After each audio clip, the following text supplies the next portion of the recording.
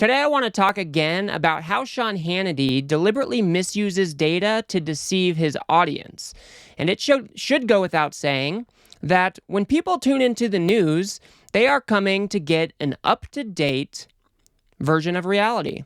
They want to know what's going on in their town, what's going on in the country, and they have a pretty good understanding that they're going to be getting up-to-date information. And I just want you guys to keep that in mind as we watch this video from Sean Hannity and see if you can point out anything, that might be out of place or a little bit weird considering we are in September of 2024. Let's go ahead and take a look at this video.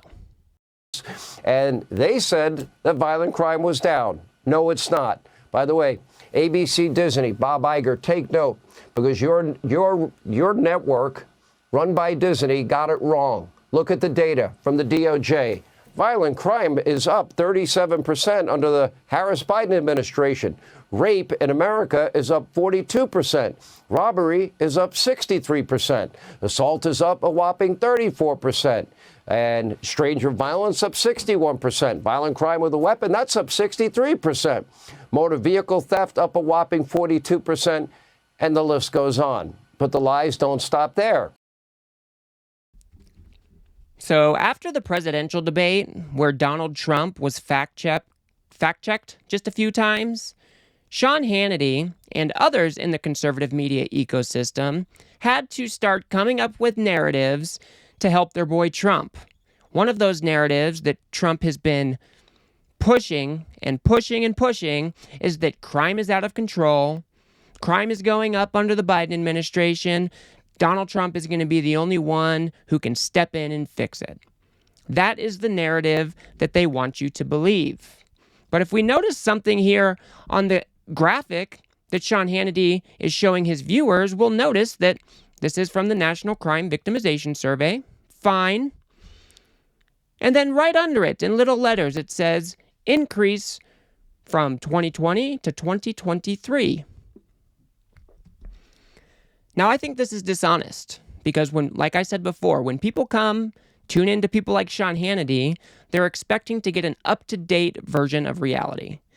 But if you're only providing data from 2020 to 2023, you're not giving people that up-to-date version of reality. And let's not forget, there was a COVID pandemic in 2020. Crime did spike during and a little bit after the pandemic.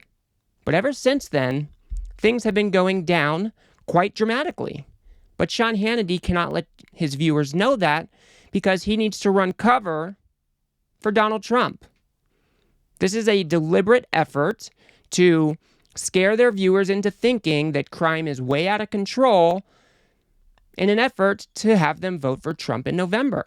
But if we look at the same source that Sean Hannity is using, we can even scroll up here. We notice that this Criminal Victimization 2023, it was published in September 2024. Why isn't he using this if we have the data to show to people? And we can just read the highlights here. In 2023, there were 22.5 violent victimizations per 1,000 persons aged 12 or older in the United States. Similar rates as 2022. Fine. The rate of violent crime victimization, excluding simple assault for males, decreased from 9.5 to 6.9 per 1,000 in 2023. So that is quite a substantial decrease. A smaller percentage of robbery victimizations that occurred in 2023, 42%, than in 2022, 64%, were reported by police. The percentage of motor vehicle thefts reported to police decreased from 81% in 2022 to 72% in 2023. So even if he was just using this study or survey that came out in September of 2024, the narrative shifts. It's important that we point this out to people. And even now that we are in September of 2024, why is he not using even more up-to-date data? The FBI has started releasing statistics. Cities around the country have started releasing their crime statistics. Why is he using such a subset of data to spin his narrative? It is because crime is going down, and that is not a narrative that he wants to give you, because he is counting on you being scared and voting for Trump in November.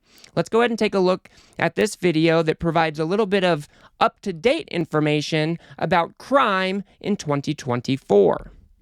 It comes even as the latest FBI crime stats show violent crime actually dropped dramatically during the first 3 months of the year after surging during the pandemic. Among the 72% of police agencies reporting to the FBI, murder down 26% nationwide compared to a year ago.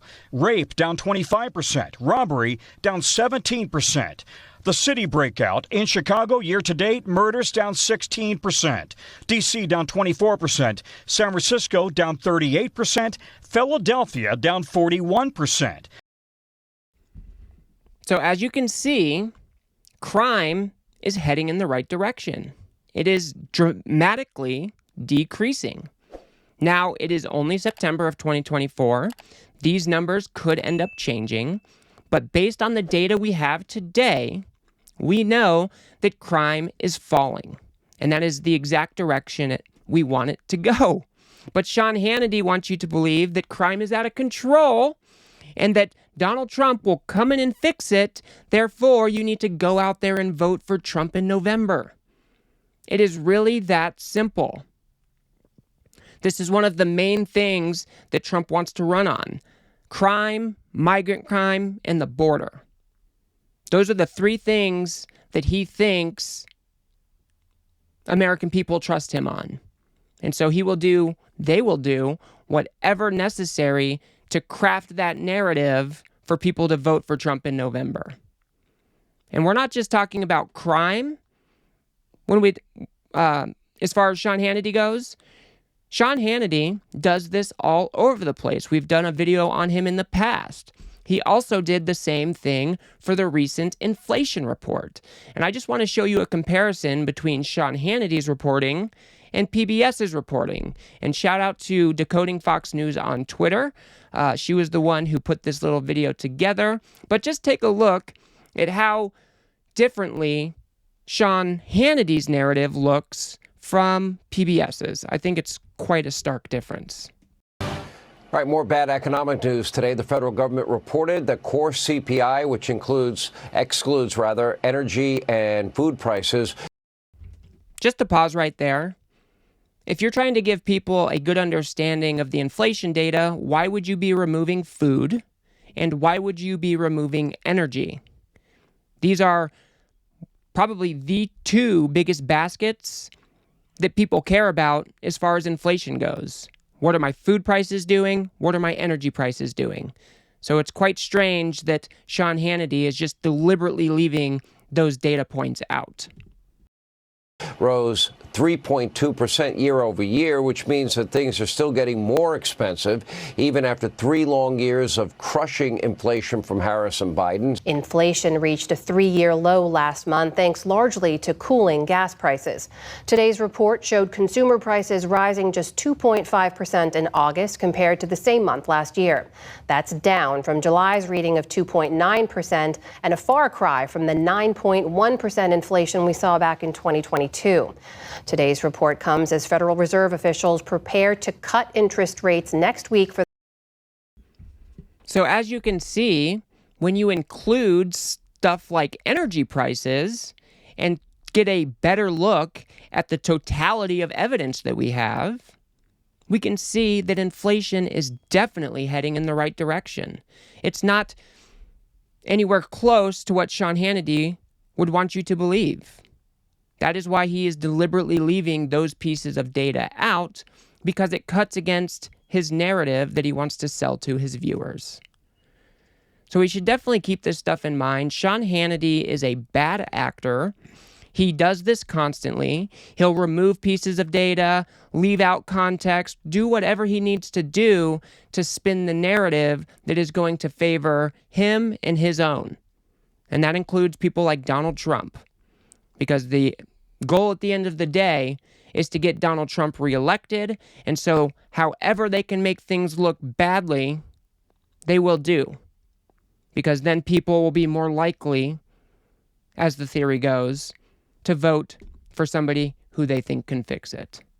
So let's just keep that in mind as we move forward closer to this election. Make sure that we are keeping our eyes out for this type of manipulation. And unfortunately for Fox News viewers, this is the only thing they consume. So at least we can be armed with the facts. And when you confront these people in your life, hopefully, you'll at least give them a clue as to what's really going on in this country, and give them I'm blanking on the word right now, but if you give them the updated set of facts, they'll be more likely to go out and research it themselves, hopefully, and they can start to understand that people like Sean Hannity and other bad actors on Fox News are deliberately lying to them. But I'm going to leave this one here, guys. If you got anything out of this video, please do remember to hit that like button and that subscribe button as well. If you're feeling frisky, you can even hit that little notification bell. I try to drop at least one video per day.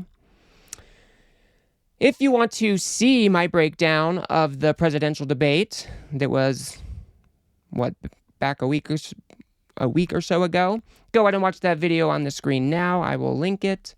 Otherwise, I will see you guys on the next one.